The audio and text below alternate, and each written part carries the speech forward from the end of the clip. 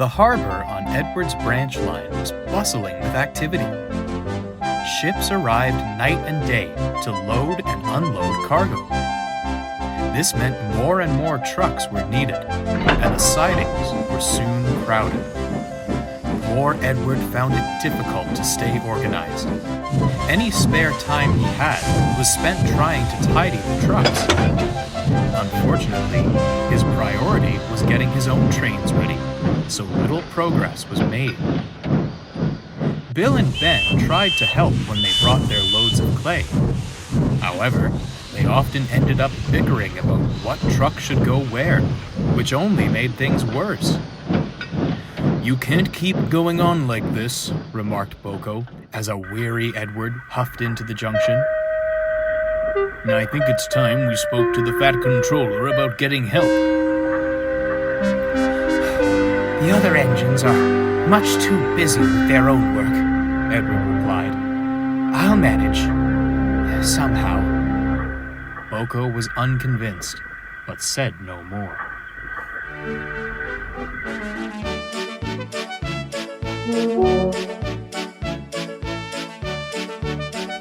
Later, Boko brought passengers to Thomas's Junction.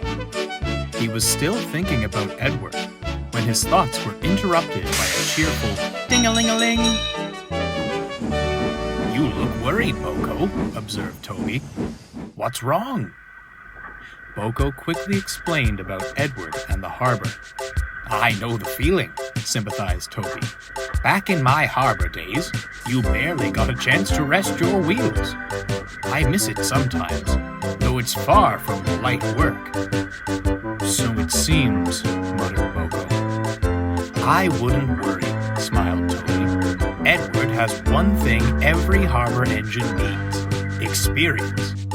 I'm sure those trucks will be sorted by the time you next see him." But they weren't. Edward was busy elsewhere and hadn't been back to the harbor since the morning. Boko took his goods down the line, but when he arrived at the harbor, he was shocked. Trucks were everywhere. They giggled and chattered noisily. Boko frowned and moved forward to find Bill and Ben arguing furiously. "You let a truck tell you where to put it? You know they're untrustworthy," Bill squawked. "Seemed more trustworthy than your instinct. You blocked an entire siding," retorted Ben. "Enough, both of you!" The twins jumped, not having noticed Boko arrive. "What on earth is going on here?" he demanded. "We just wanted to help Edward," cried Bill. "By sitting around bickering?" growled Boko. "It's not our fault," Ben harumphed. "We've never dealt with this many trucks at the clay pits. Perhaps if Edward had passed on some of that experience of his, we—" "Experience!" cried Boko. "That's it!" The twins stared at each other, then smiled. Whatever Boko's idea was, it was good enough for them. That evening, Edward was bringing his last passenger train to the harbor. He was glad the day's work was done and was eager to organize the yard. As he pulled into the harbor, he was quite surprised. The trucks were all tidily arranged. Sidings were clear, ships were hooting their horns in delight, and the workmen were in much better spirits. "How?" he began, when a familiar sight came into view. "Evening, Edward," smiled Toby. "I don't suppose you mind a little help from an old harbor engine, do you?" "Not at all," beamed Edward. "But how?" "Boko spoke with the Fat Controller," explained Toby. "The others are handling my branch line trains, while I look after your harbor for a few days."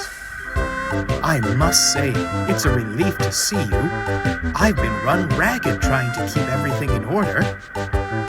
"You leave this lot to me," Toby said, eyeing the trucks. "I'll see to it that your harbor is well looked after." Toby was as good as his word.